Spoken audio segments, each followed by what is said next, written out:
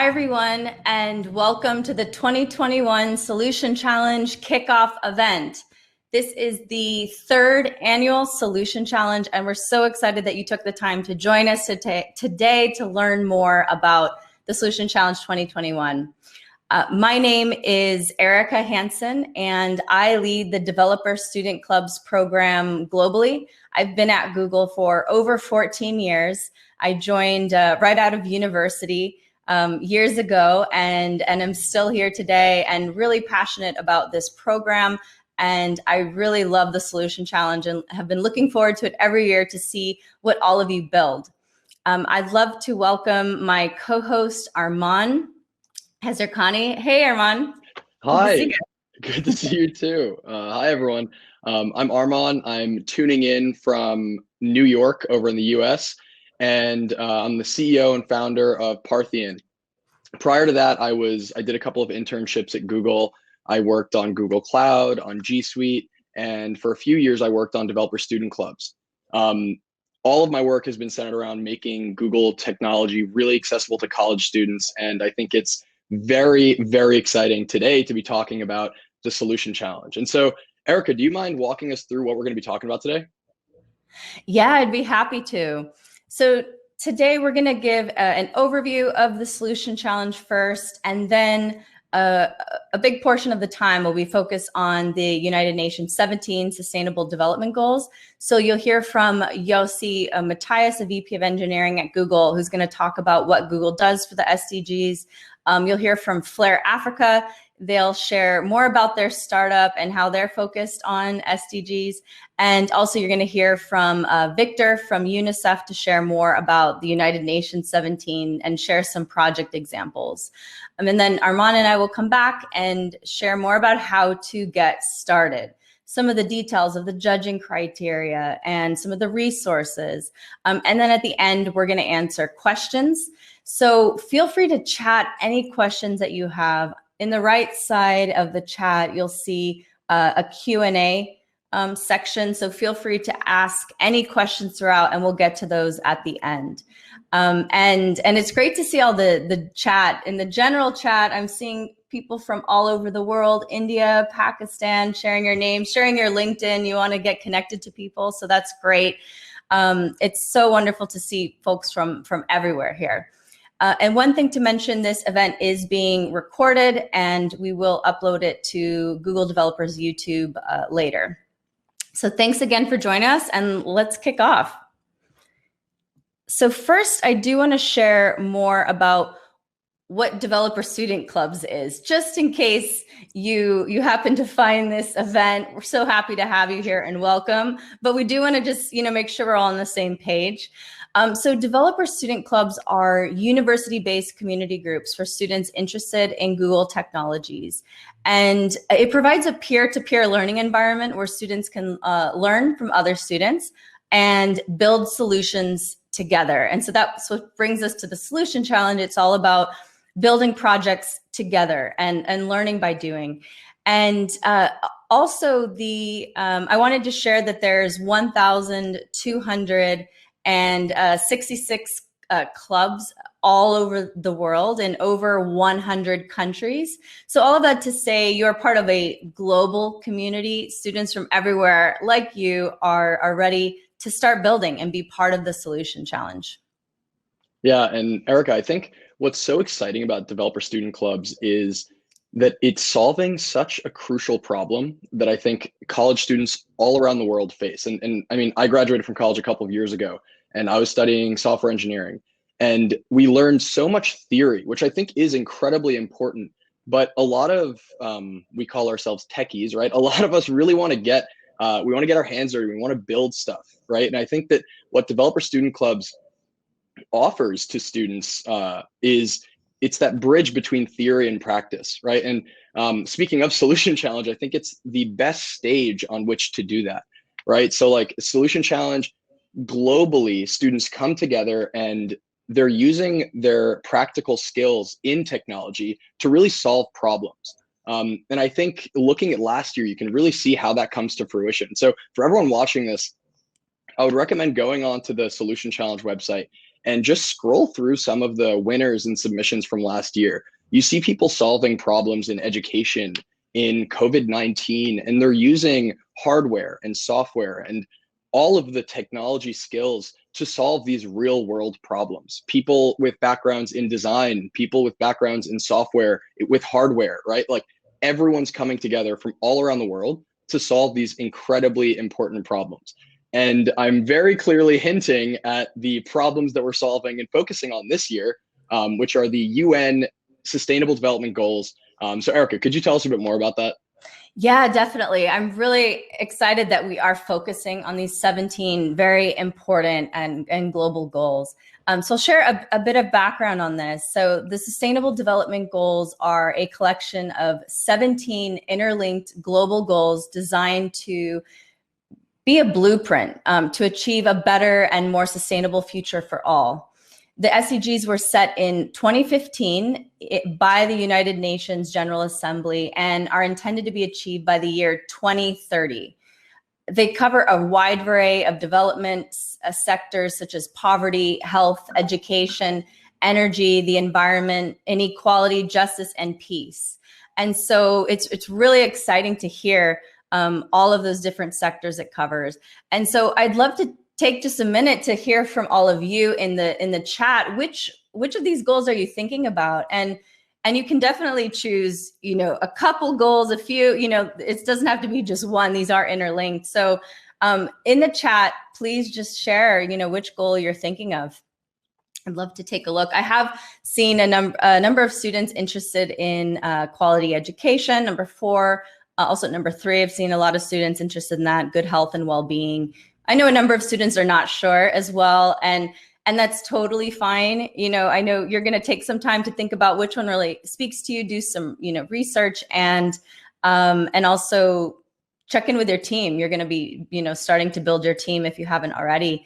So you can all discuss that together. It's really exciting. So thanks so much for sharing in the chat. It's really great to see which goals you're thinking of.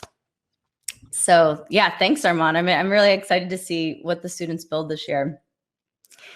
So next up, I'd love to welcome Yossi Matias. He is a VP of Engineering at Google, and he's going to share more about what Google does for Sustainable Development Goals. So welcome, Yossi. Great to have you here. Thank you very much, Erica. Great to be here, and welcome everybody from all over the world. Thanks for joining us today.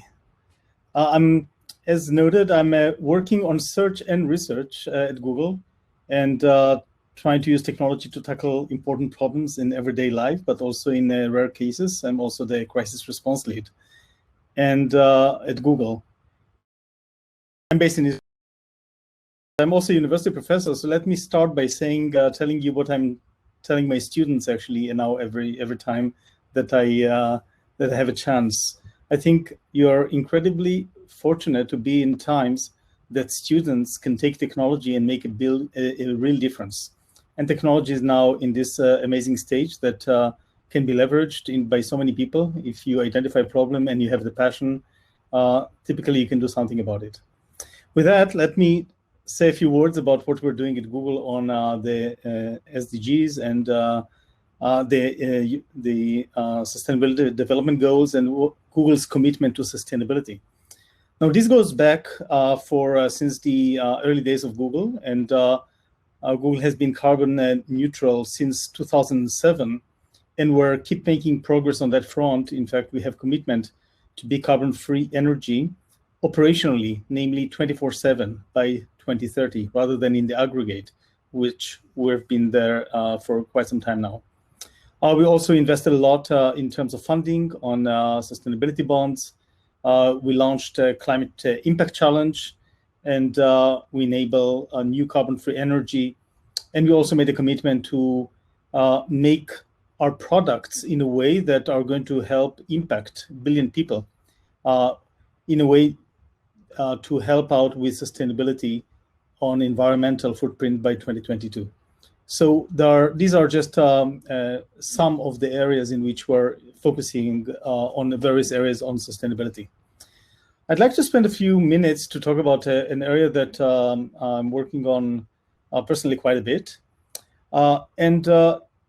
So as I mentioned, I'm leading crisis response at Google. So to give a little bit background about it, what we found out is that during crisis, and crisis can be natural disasters or man-made disasters, people are turning to Google to look for information. So these are examples for the traffic on searches or views on YouTube that we've seen during crises such as in Chennai floods back in 2015, or in storms such as Superstorm Sandy, which hit the East Coast in the US a few years ago, or Paris attack again. This was also the end of 2015. People are searching for information. They're looking to see what's happening, what's going on. And next slide, please. And to that end, we actually launched a few years ago, 4 years ago, something we call SOS alerts within search, which actually tries to address these kind of questions. What's happening? Where is it? What can I do about it? What kind of actionable information do I have in order to remain safe? And since then, we launched, next slide, please, hundreds of incidents where we, of various disasters and around the world, where we activated these kind of responses very quickly. In the process, we also learned that there are a variety of crises that we need to attend. And obviously 2020 was an unprecedented year in terms of crisis. We also had the COVID-19. We still have the COVID-19 crisis, where we used the same platform to initially launch an SOS alert. In fact, the same day that the WHO announced, identified or characterized the COVID-19 as a global emergency, we launched our first SOS alert for that. But we also have alerts for early earthquake that we're using technology by leveraging on sensors on devices to try and get real-time alert for earthquakes. We're using some AI on satellite imagery to identify the exact location of the fire, so that we can actually send it to people's phone for first responders and people who need to know where exactly the fire is, and so forth. I'd like to focus on one such example. In the process of working on crisis response, we identified also that there's one natural disaster where we actually don't do a great job simply because the information is not there. These are floods. Now, floods is a global concern. It impacts millions of people around the world. We estimate to have about 6,000 fatalities per year just due to floods. And of course, it has huge economic damage. And the problem with floods is that in order to remain safe, you need to get some alert about it. And this information was not existent. So with our platform, even though we could activate and let people know that, hey, a flood occurred, this was not good enough. So we actually set up a team and did it as in a way of a challenge, if you'd like, because it wasn't clear what can be done around it. It started out actually by a single engineer working part-time to see what can we do in order to move the needle on that.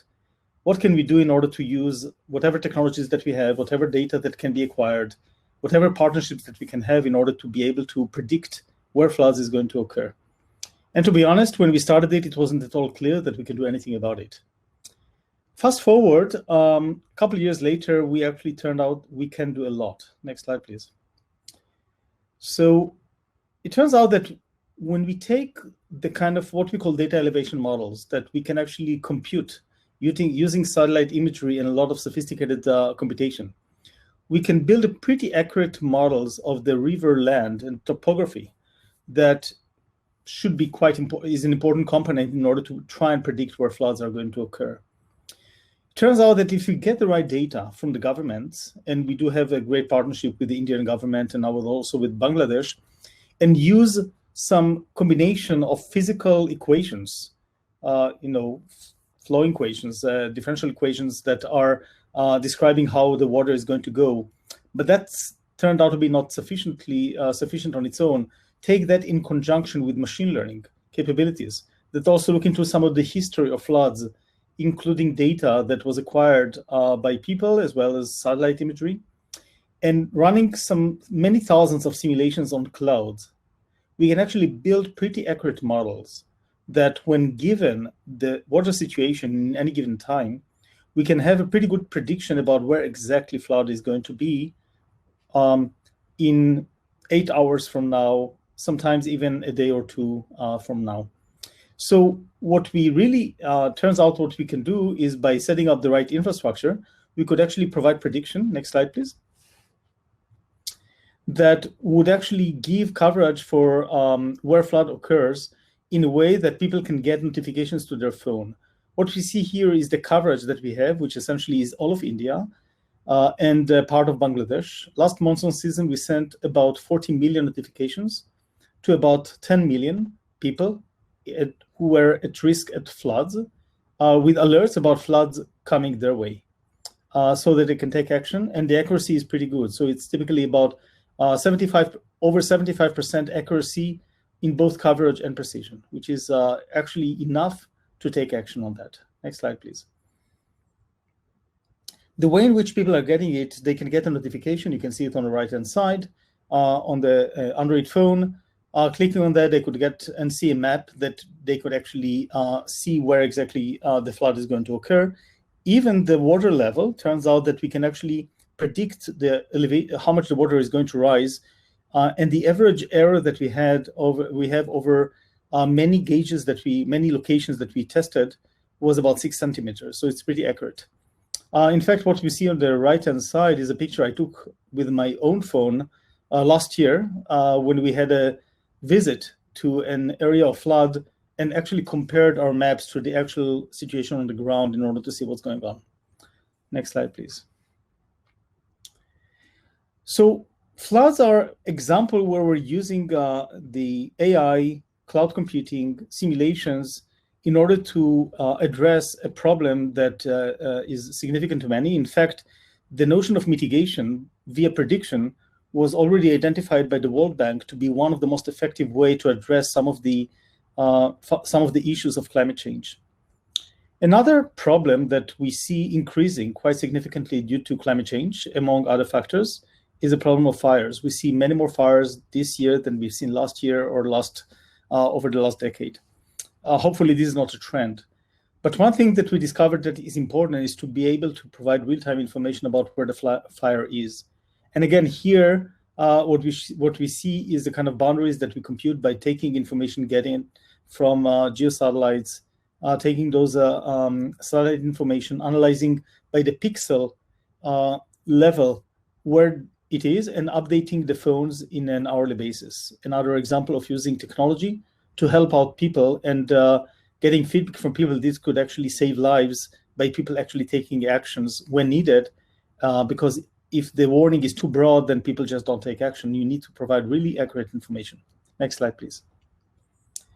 So these are two examples of how to use technology to address some of those societal problems. There are many more opportunities. Here's an example for a project from our friends in Google X, which is called Embracing Natural's Diversity to Nourish Generations to Come. And we're talking here about the agricultural stuff, and check out this project Mineral. You can find some information on the web. Next slide, please. And another example is Project Tidal, which is using an underwater camera and machine perception tools to interpret complex oceanic environment. So this is important for biodiversity to identify, which turns out to be quite important if we really want to make sure that our fish population is kept unharmed. And this has huge impact in places such as Japan and other places around the world.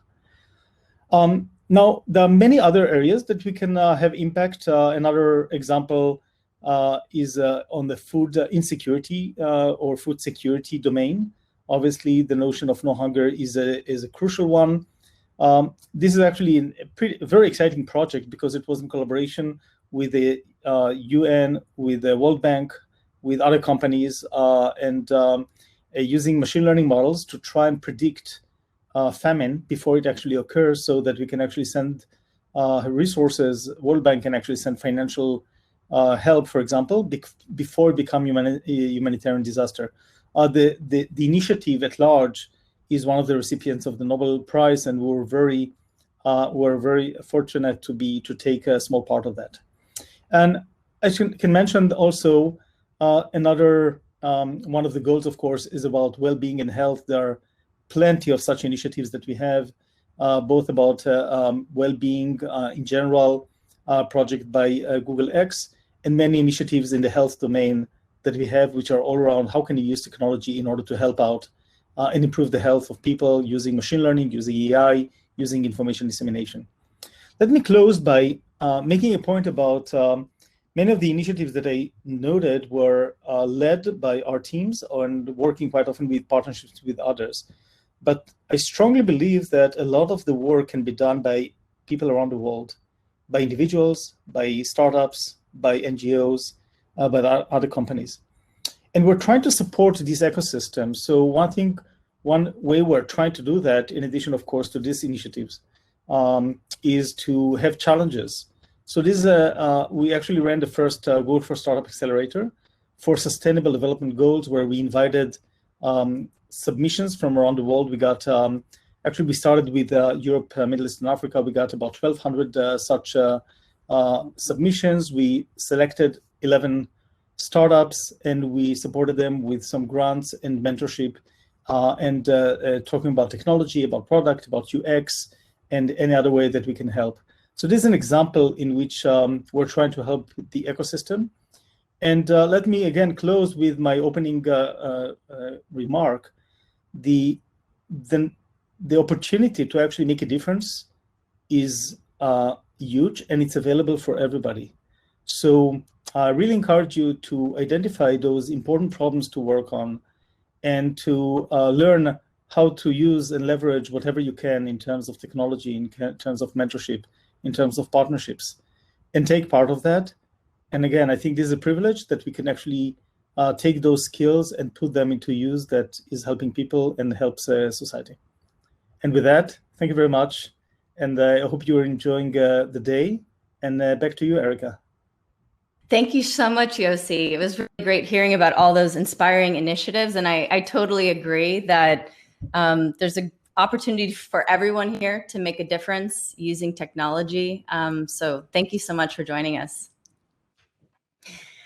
And next up, I'd like to introduce the co-founder of Flare Africa, Maria. We're so excited to learn more about Flare Africa, and this will be a great example to everyone here of just, your process of creating your startup, the challenge that you're solving for, and how you're making an impact. So over to you, Maria. Thanks.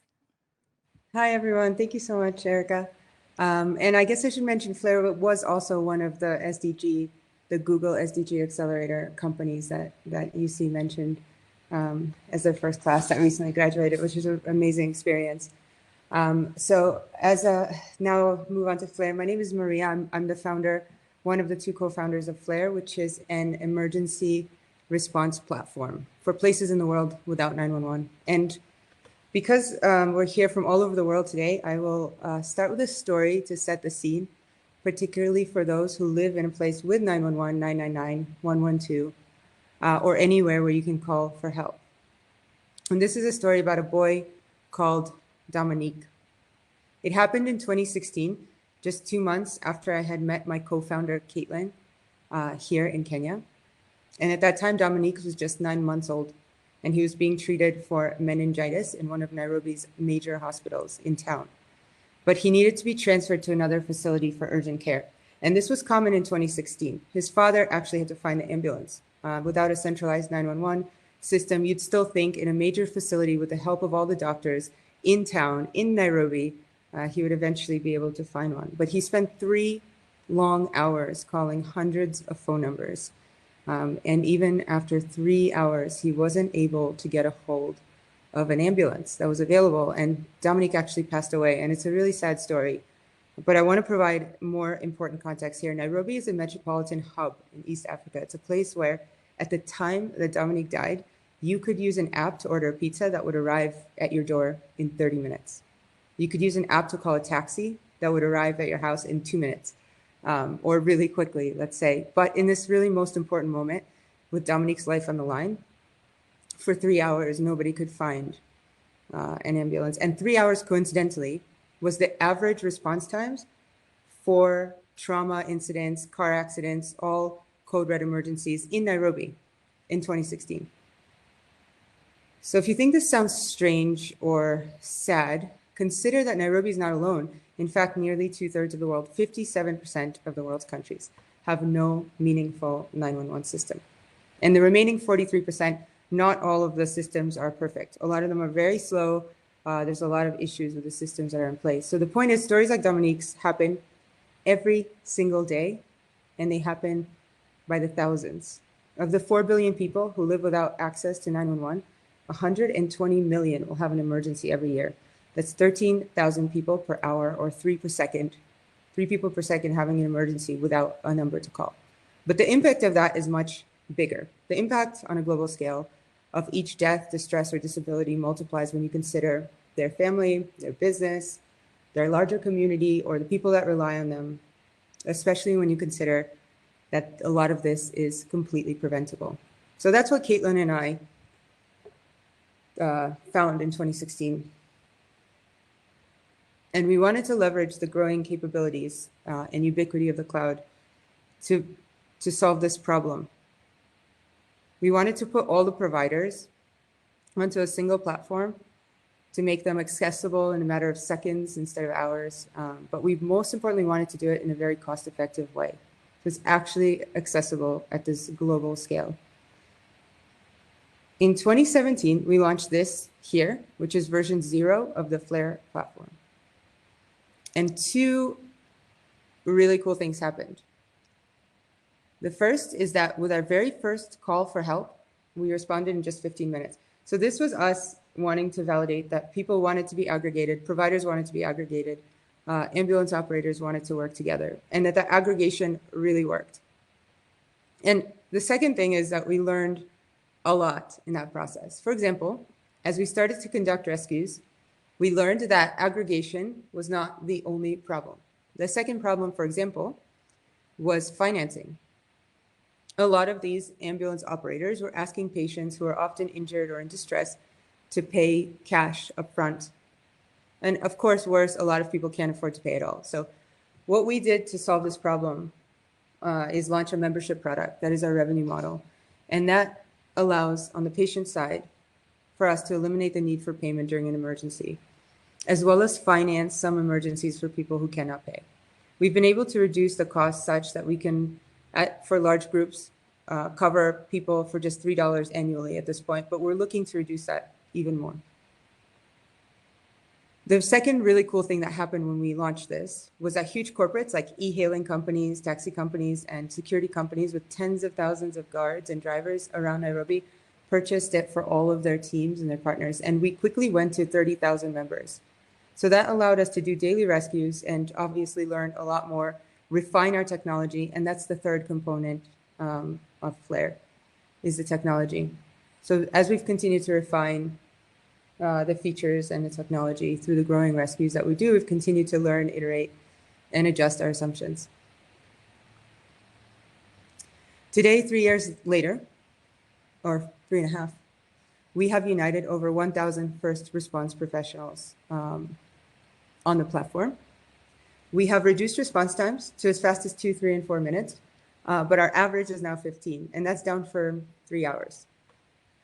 And we've rescued over 2,000 people in 2020 alone, but over 5,000 people total from previously impossible situations.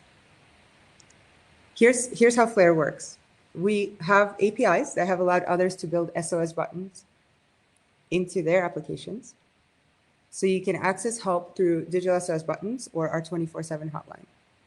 And these requests are mapped and available to our dispatch center. Our 24-hour dispatch center uses the Flare platform to coordinate the various aggregated emergency responders in the field who are using the Flare applications for the response in the field. The cool thing is, in terms of infrastructure costs, this is all cloud and largely mobile-based. So that means that we can do all of this for less than 1% of the cost of a traditional 911 system, which means that it is really feasible at scale. And that's what we're looking to do next. There's still 4 billion people without access to emergency response. So we're looking to go to new geographies, and we're also looking to do that, most importantly, through partnerships. And I want to mention that because that's the one sustainable development goal that has been already highlighted, and I'd like to highlight again, because for us, it has become so critical. So seeing that we do emergency response, it seems kind of niche, but it's also such a critical component of the larger healthcare ecosystem. And it's through these partnerships that we've been able to grow and get more traction. So to touch on the SDGs that we are focused on specifically at FLAIR, we believe that emergency response or access to help in unpredictable scenarios is a critical urban and community infrastructure for safety, security, disaster preparedness, and critically peace of mind. So at our core, FLAIR, we focus on health, cities, infrastructure. But the key one of partnerships I wanted to highlight, because in solving these global world scale problems, I think it's tempting to look at a huge issue. But we believe that the recipe for success and what we've seen happen for us is honing in on something that you do really, really well and then contributing to the greater cause alongside key partnerships. And I wanted to give you one example of where we've seen that happen for us during COVID. In Kenya alone, every single day, 4,000 babies are born. And that's 4,000 babies and 4,000 mothers that need access to urgent care potentially, and potentially need access to urgent transport should something come up during birth. And during COVID curfew hours, maternity deaths suddenly spiked right in the beginning of the curfew because suddenly mothers were not able to find a way to get to the hospital at night. And so it was through a partnership that's called Wheels for Life in Kenya. That is a partnership with the EU, AMREF, University of Nairobi, Bolt Taxi, Ministry of Health, and so many others who had the scale, the reach, and the funding that we partner with to provide the urgent transport. And together, we've been able to help thousands of mothers, tens of thousands of mothers throughout all of Kenya over the last few months give birth safely. And we've had 100% survival rate to date. And that's something we could have never done alone because of the size of our startup. So I wanted to highlight that as a really cool example for us and why we value partnerships so much. And it's still something also we kind of learned about during our SDG Accelerator days. So that would be a good story to share. So today we are a team of 30. We are a team of 30 tech, engineering, healthcare, business minds from around the world, united by a vision of a world where stories like Dominique's are not a daily reality, and where this type of completely preventable death, distress, and disability are a thing of the past, because no matter where you are or who you are, emergency help is just minutes away.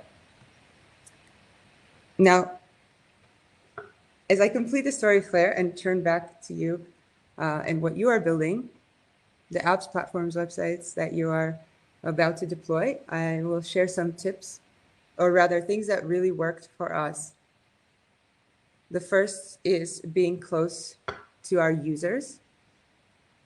We built version 1 of FLAIR entirely with a team of emergency responders, but also before Caitlin and I started FLAIR, we were both working in the medical space in Kenya. So the users and the problems that we are working on were very much a part of our daily lives, and we had a lot of access to the people that became our first adopters. So I think that was really important for our early traction. The second is focus. We had to say no, and we continue to have to say no to a million very tempting things that have come up every single day. And I think this is kind of an obvious thing in product design, is to try to hone in on something specific, but something that you can do really well to make sure that you're contributing something of real value, something indispensable. And staying open. This one's about listening and asking the right questions, especially in being iterative and deploying your product to the market. Just making sure that you really have your ear to the ground and you're actually open to the feedback that you receive, even if it means that, even if the feedback is like you got it all wrong and you need to start over. And I wanted that picture there shows you our latest version of the ambulance app. You can see that it's very much still on version 1, but it's version 1.2301 because that's how many times we've added something or changed direction. And the last one is about building something exciting. I think launching an app and a website is easy. You can do that today, but I think building it and keeping it growing over time and making something that is really truly useful and used by people is still incredibly easy if it's something that wakes you up in the morning that you're really excited by. So I think, and the last one here is don't do it alone. I think this speaks to the point I made before about partnerships, but it also speaks to the team.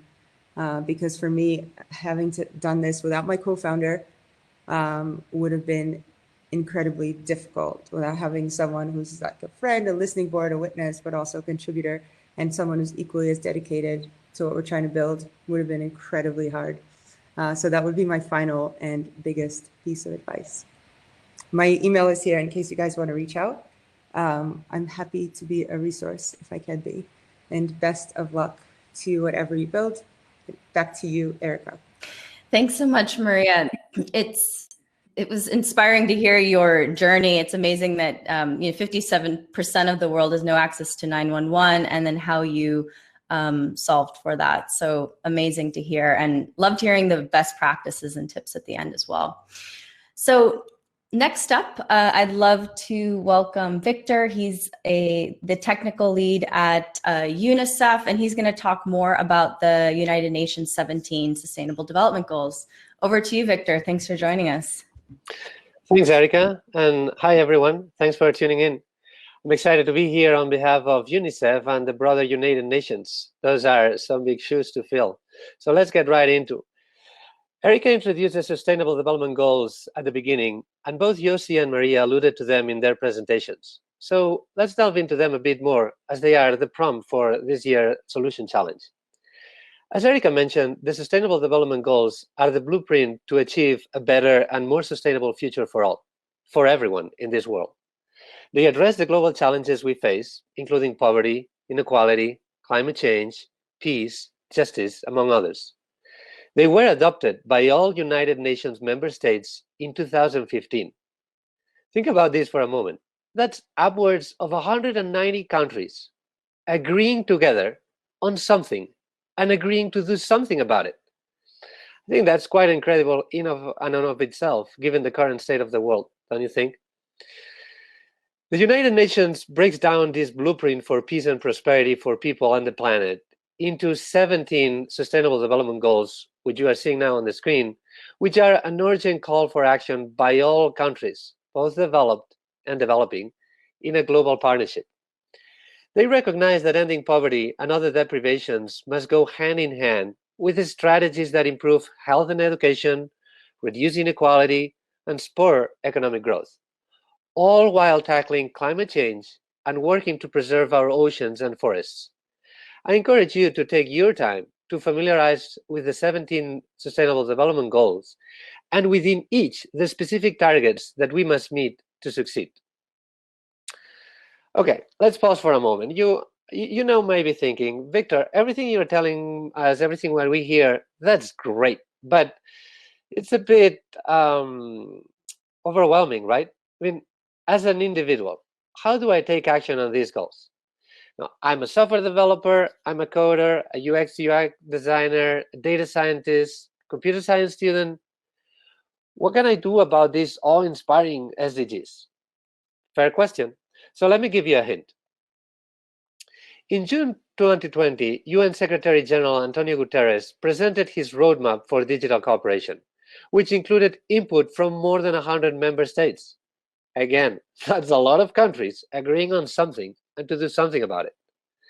So this action-oriented roadmap is a global effort to address a range of issues related to the internet, artificial intelligence, and other digital technologies, focusing on the following key areas. Achieving universal connectivity by 2030. Everyone should have safe and affordable access to the internet. Promoting digital public goods to unlock a more equitable world.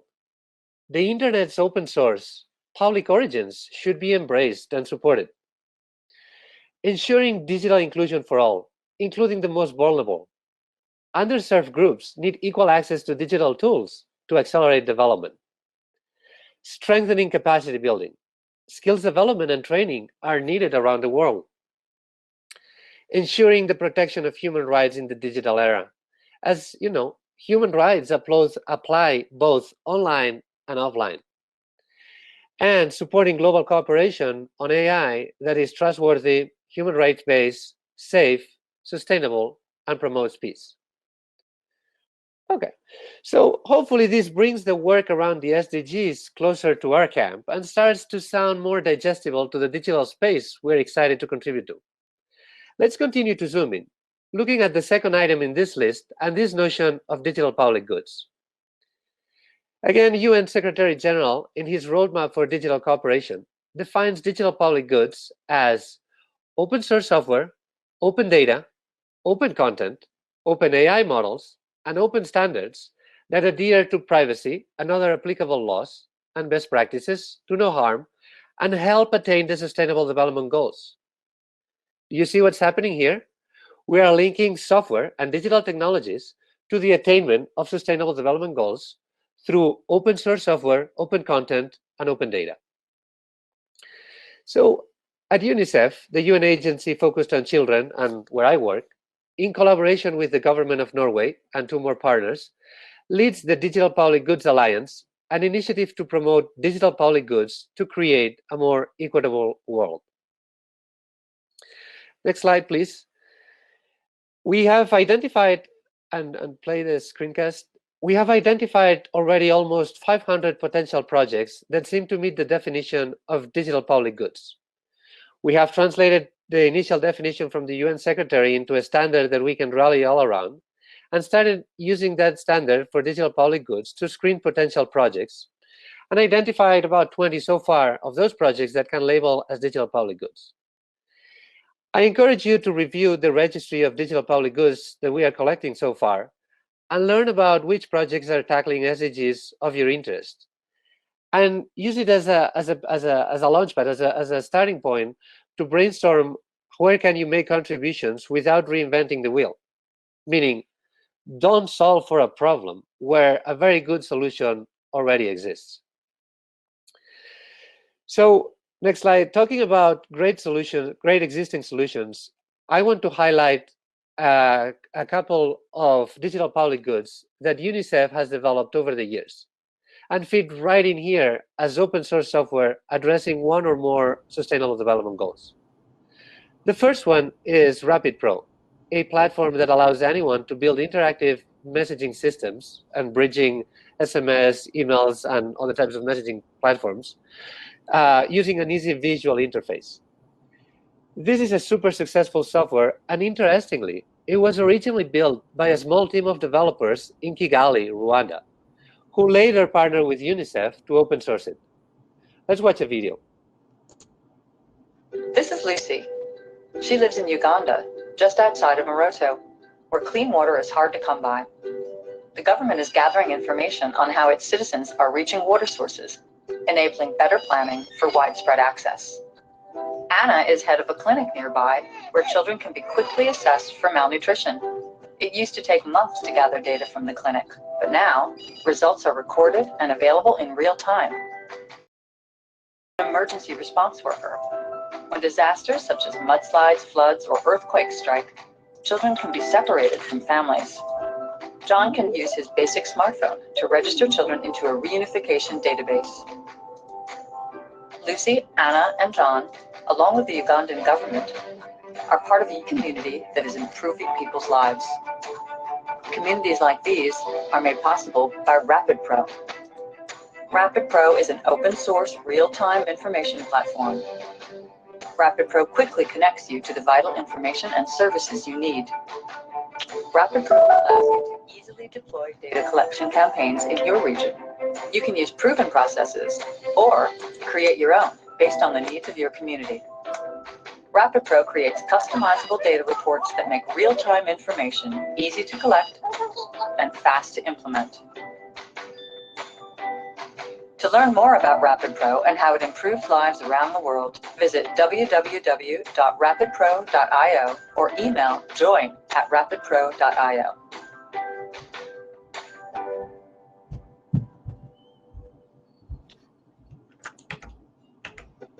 briefly. The second project is Primero, a web app for confidential case management and incident monitoring in social welfare, child protection, and gender-based violence. This project was developed fully in-house at UNICEF. Let's watch a video.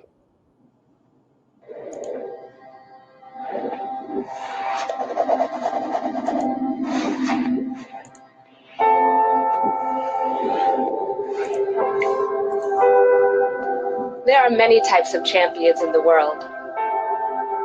Some in our imaginations, some in our history. I'm here to stand up for their rights. And even some in our everyday lives. But there's another champion, often hidden from public eye. That's the social services provider, a champion empowering the most vulnerable. In a quest to support vulnerable children and survivors of violence, they have to face their own challenges every day. They're understaffed, under-resourced, and under pressure.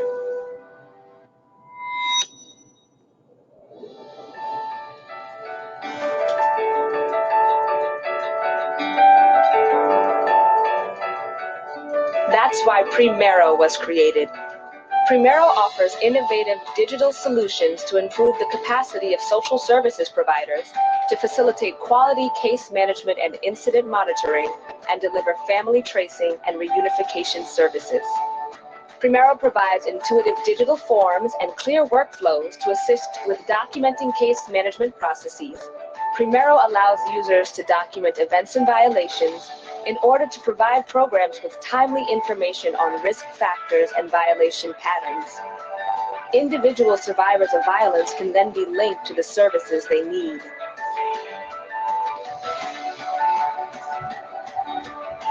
Primero, making data collection for social services and case management easy and secure, so that we can do our job better.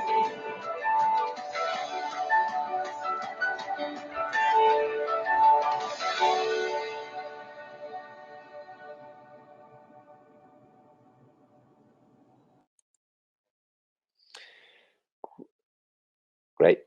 So I couldn't stop myself, but I was speaking at the chat while the video was playing. I want to highlight a comment by Arshisman. Sorry if I'm not pronouncing your name correctly. Open source is the future. Couldn't agree more. And I encourage you to developing your solutions in the open and open sourcing them. UNICEF will be able to help you way more if you decide to pursue that way. So I'm wrapping up my presentation here. I hope you had a good overview about the Sustainable Development Goals and starting getting some good ideas about what you can do to address one or more of the SDGs through this student challenge. Best of luck to you all, and back over to you, Erica. Thanks so much, Victor. That was great. It was really helpful to hear about some of the projects, and I totally agree with you about open source. So I'd love to welcome back to the stage Arman. Hi, Arman. Hello. Good to see you. We're going to talk to you about how to get started. What are the next steps? So let's dive right into it. Yeah, so I can get started by talking about the timeline. But first, I just want to reflect on all of the awesome stories that we just heard from Google solving solutions, startups solving solutions, to UNICEF solving these solutions. And I really think it's important to seek inspiration when you're going through this process. So speaking of the process, there are 3 different parts. Okay, the first one is basically all the steps to get started, get in the system, select the problem that you want to solve. Then it's designing and building the solution. And lastly, submitting and judging. Okay, so let's dive deeper into each one of these parts. The first one, first and foremost, go out and join a developer student club. If you're not a part of a developer student club, or if there's not one on your campus, you can go to the DSC website and you can find one, and you can reach out and you can join from the site. Second, register for the Solution Challenge. And if you go to the Solution Challenge site, the form is on there. We saw some questions relating to that submission or that registration form. Erica answered in the Q&A as well. After that, after you're registered and you're in the system, go out and find some team members. And I was also peeking in the chat, and I saw so many of you connecting on LinkedIn and finding teammates. And I think that is incredibly, incredibly important. And I see a lot of you are saying, hey, if you want to work on problem 3 or problem 4, reach out, right? And so I think that's one big portion of creating a team is aligned passion and aligned vision. And the second one is complementary skills, right? And so we have a whole video dedicated to this, just talking about how you should have a balance of front end and back end skills, maybe even design skills and maybe business skills, right? And so build a balanced team. That's step 3.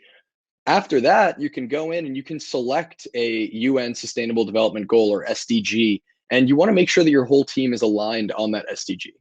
So after those 4 steps, you're ready to go out and design and build your solution. So the first step is to identify the solution. And we have videos on the design sprint. We got some questions about how you can do a virtual design sprint, and we can answer those during the Q&A session, but it's definitely doable. Right after that, once you have your solution designed, you want to go out and you want to learn how to actually build it, right? And you do want to build it. You want to start writing those initial lines of code. And lastly, as a part of this design and build section, steps 7 and 8 actually kind of work together. And I think any Victor, Maria, or Yossi will tell you that whether you're at UNICEF, a startup, or even at Google, you're constantly going to be testing your solution with users and iterating and making it better and putting it back in front of users and iterating and making it better. So I think it's incredibly important to get your solution in front of people, test, and get that feedback and improve it.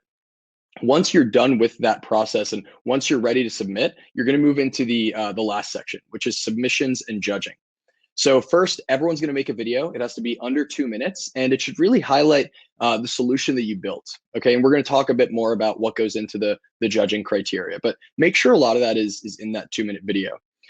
After that, we're going to get hundreds of submissions from all over the world, and the judges at Google are going to basically going to select the top 50 solutions. Okay, that's going to be announced sometime in May. Those top 50 teams are going to move into the deep mentorship phase. Okay, and that phase is going to be from May to June. All of those 50 teams are going to be assigned mentors from Google, experts from Google, who are going to help them make those solutions even better. And then they're going to resubmit.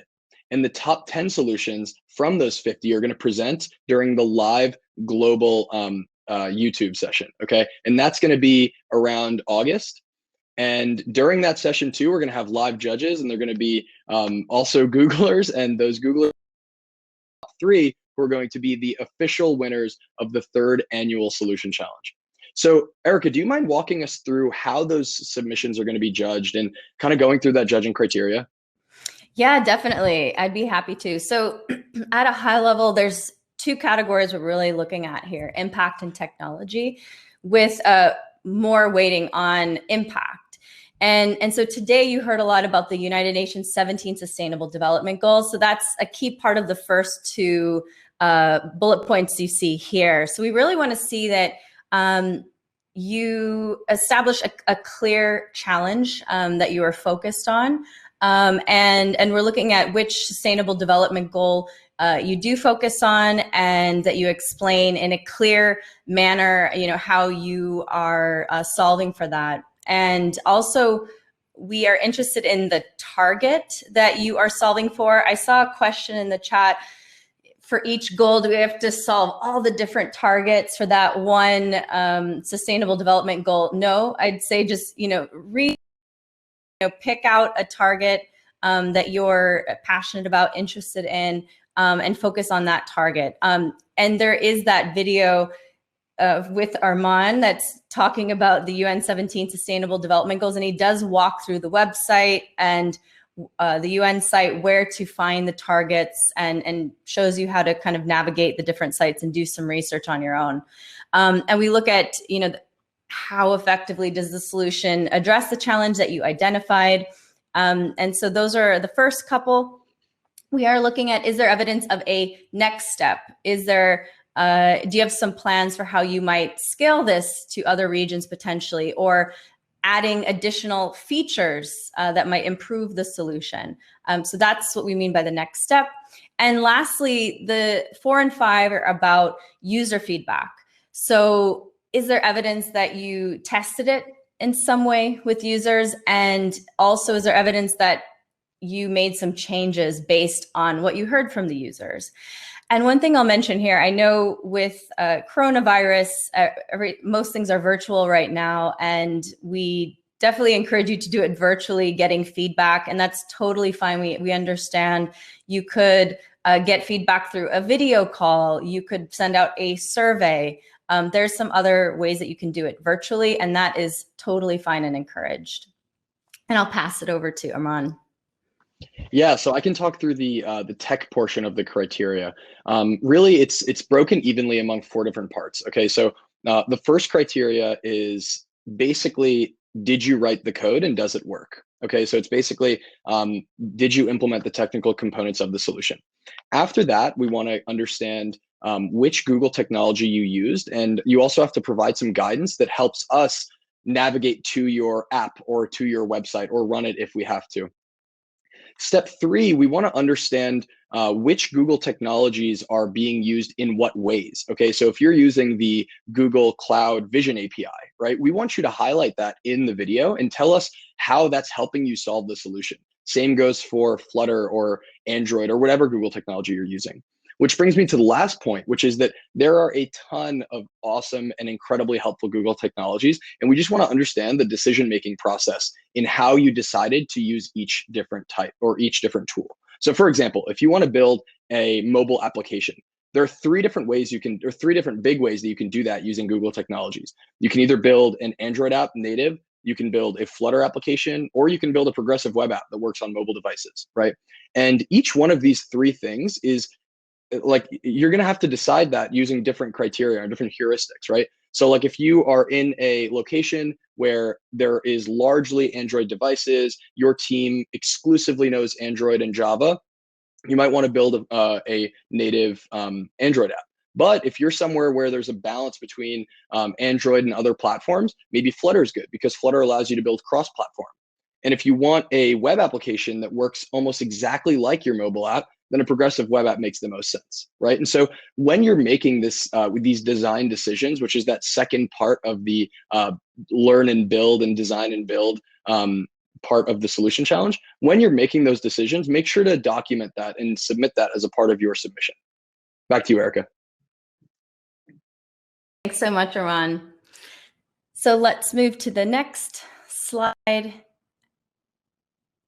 and we'll share more about prizes. So for everybody, anyone who submits a project, that's amazing, and that's huge in and of itself, that you took the time and the process and built something that could make an impact. So everybody gets a certificate, and anyone who submits a project gets a certificate and a Google Developers digital profile badge.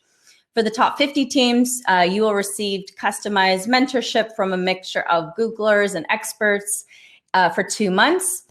The top 10 finalists receive additional mentorship, swag, a 1-year subscription to Pluralsight with lots of great tech courses, and the opportunity to showcase your solutions to Googlers and developers all over the world through the demo day, which will be roughly end of August.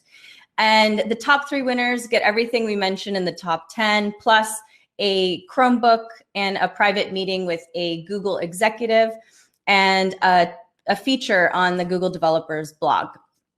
So those are the prizes.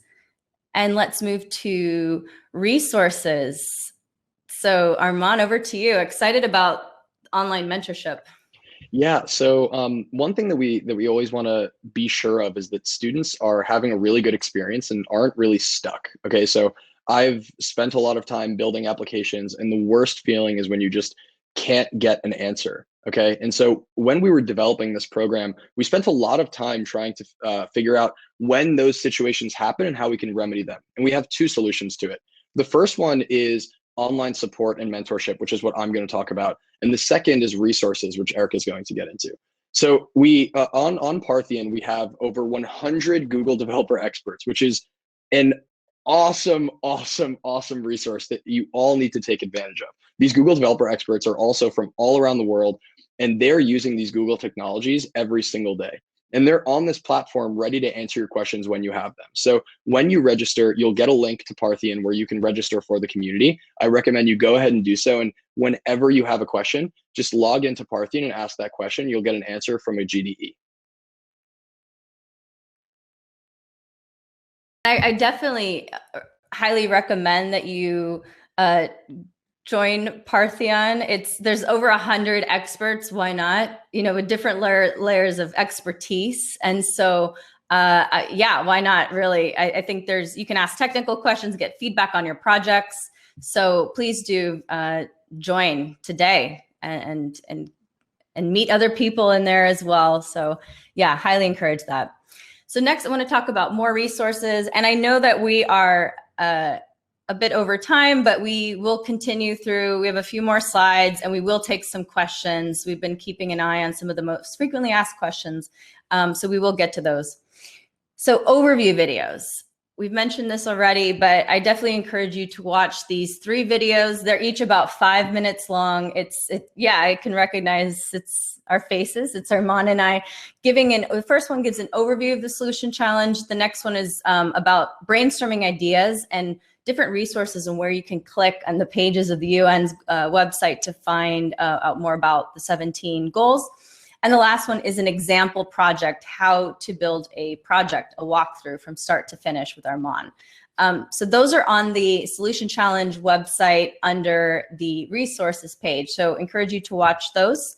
It'll be about 15 minutes of your time. So let's move on to other resources, these live events today. Thank you so much for taking the first step in your journey with us today. There's 3 more events coming up. There is one next week that you can sign up for on January 28th, taking a solution challenge project from idea to launch with Alina and Kyle Paul, our teammates, talking to some Google developer experts. So RSVP for that. Then a team of Googlers will be sharing more on February 3rd about responsible innovation. That's a workshop. And then there's another session that you'll be seeing once you join that chapter where you join the event today. You can see other events there once you've joined. So great events. But a key resource is your community events. So hopefully you've joined a developer student club on your campus or near you. Join their community events. I pulled just 2 events, the first 2 that I saw about the Solution Challenge from the University of Toronto and St. Cyril's. These are events happening around the world. They're doing workshops and info sessions. So that's really a key resource. So I encourage you to go to those events. And next slide. One other resource is the demo day from last year. So it was basically demos from the top 10 winning teams. You can also find the demos of those teams from last year on the website under demo day and also winners, and encourage you to watch that for some inspiration and to see what some of the students built last year. So now let's wrap up. It's time for Q&A. Arman and I are happy to take your questions. We won't take all the questions just in the interest of time, but we will start answering some. Right off the bat, I just want to answer a few that I saw quite a few of. Is this event being recorded? Yes, the event is recorded. We are going to post it on Google Developers YouTube next week. So you can definitely share this with your teammates that might not have been able to join. There can be another question. Can there be more than one project from a developer student club? Yes, we highly encourage that.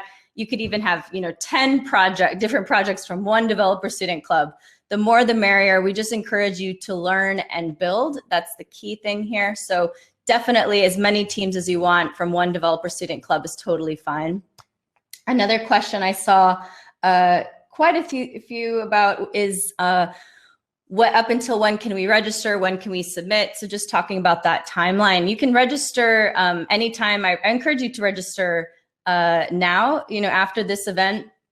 Go to the Solution Challenge website and actually, Drew, if you want to go to the next slide, These are a couple of the links. So this is where the first link is the Solution Challenge website where you can register. We encourage you as individuals to register, even if you already have a team. We'd love to have each of you register. You don't have to register as a team. That you'll do that process when you submit your solution. When you can submit your solution, the dates for that are anytime between March 1st and March 31st. So you can submit your solution, share who's in your team, what you built, your demo video between March 1st and March 31st. And yes, you could technically register up until March 31st as well. But I would encourage you to register sooner so that you can get emails from us about resources, upcoming events, and we'll just check in with you. But I really encourage you to join Parthean. And that's where if there's any questions we didn't answer today, you can ask those within the Parthean platform, and we'll definitely answer those questions. And I did see a question about, I can't find my university in the form. So that must mean that you don't have a developer student club on your campus, but you can still be a part of the Solution Challenge. You can just join a developer student club near you and just make sure that you find someone to be part of your group that is enrolled at that university and part of that club. But you're definitely still able to join the Solution Challenge. And even if you're in another country as well, and the nearest one is the country over, you can still be part of the Solution Challenge and you can still join that community. But definitely you can connect with the Developer Student Club lead at that campus, and they can support you in trying to find a team. But you can still be a part of the Solution Challenge. Let's see. I did see a question for Arman. Any advice on doing design sprints in the time of COVID-19?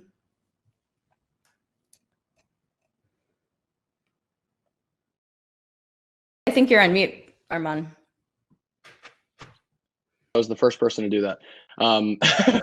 So I think this is it's a really important question because it's really talking about how can we do collaborative in-person events virtually, right? And I think design sprints specifically rely so much on writing down on a piece of paper and pasting it on a wall and things like that. And there are a ton of tools that allow you to do that virtually. So for example, I would recommend blocking off a few hours, having a Hangouts meet call and getting on that meet video link. And you can use the Jamboard app, for example, or there are tools like Miro or Mural. Those are two different tools. And they basically are like virtual sticky note tools, okay? And so you can do all of the same things that you do in person, but you can do it virtually, okay? And so I'm gonna get one level deeper. Basically, during these calls, I would recommend having one person running the meeting.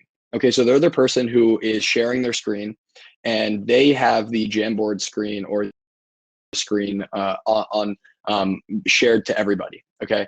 And then when people are each doing their own work, they can do it on their own screen, but then when everyone's coming back together and discussing the solutions, and there's a portion where you should be dot voting which solution people think will be the most effective, you can do all of that on your own screen, but then that person who's running the meeting and presenting their Miro screen, that person can kind of walk everybody through and really moderate the meeting.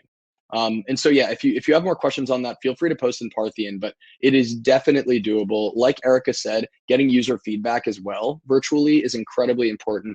You can hop on a phone call, you can do it over a video chat like on Google Meets. But these things, it is definitely difficult, but it is very, very doable.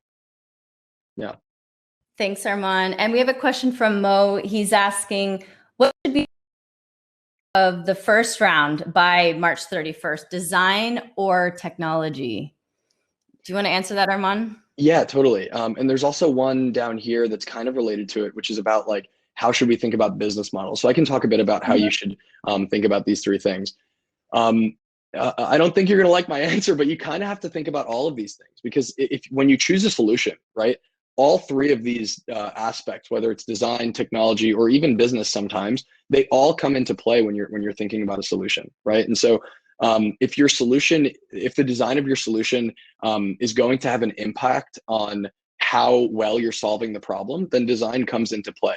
And if your technology, of course, I think for a lot of these solutions, technology is going to have a huge impact. So of course that's going to come into play. And when it comes to business, right? Victor spoke about open source, right? We speak about NGOs or nonprofits, and there are also for-profit businesses that are impact driven, right? And I think it's important to think about that, but only think about that if it's a core part of the solution, right? If it's a core part of solving the problem that you want to solve.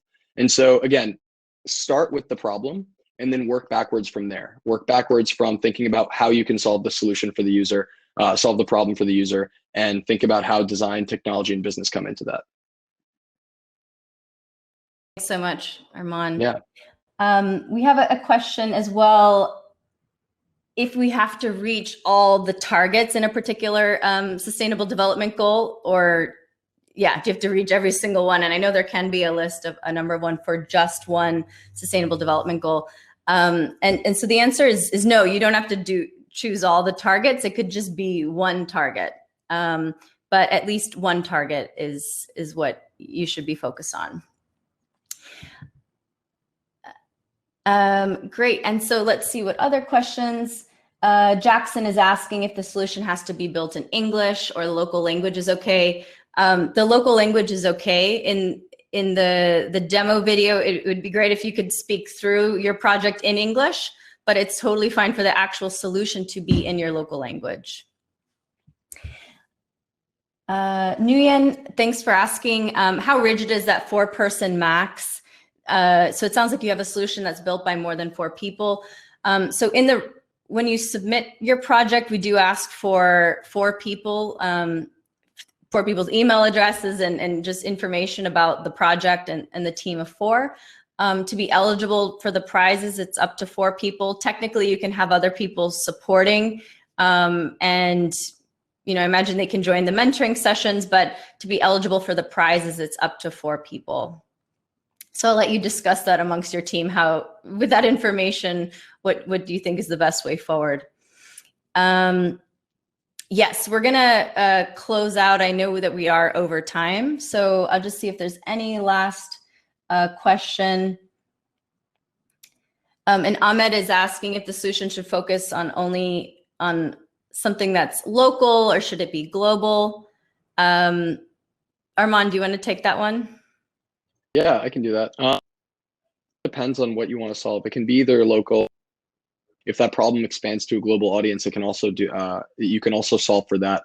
One thing that we talk about in the video is that I think it's important to either be close to the problem or have users that you can talk to who are experiencing that problem. And often that is the case when you're solving a local problem in your own community. But if you can do that for the global problem, then I would encourage you to do so. I know we're over time, so we're going to end here, but any other questions you have, you can join Parthean. I encourage you to register, and we're going to send you once you register, a link to how to sign up for Parthean. And you can start asking questions there to experts and also us about the challenge. So thank you so much for joining us today and learning more about the Solution Challenge. Thank you to all of our speakers who were here to be part of the Solution Challenge kickoff event. We were so excited to hear your stories, and hopefully it's some inspiration for all of you of what projects you might build. So thanks again, everyone, and good luck.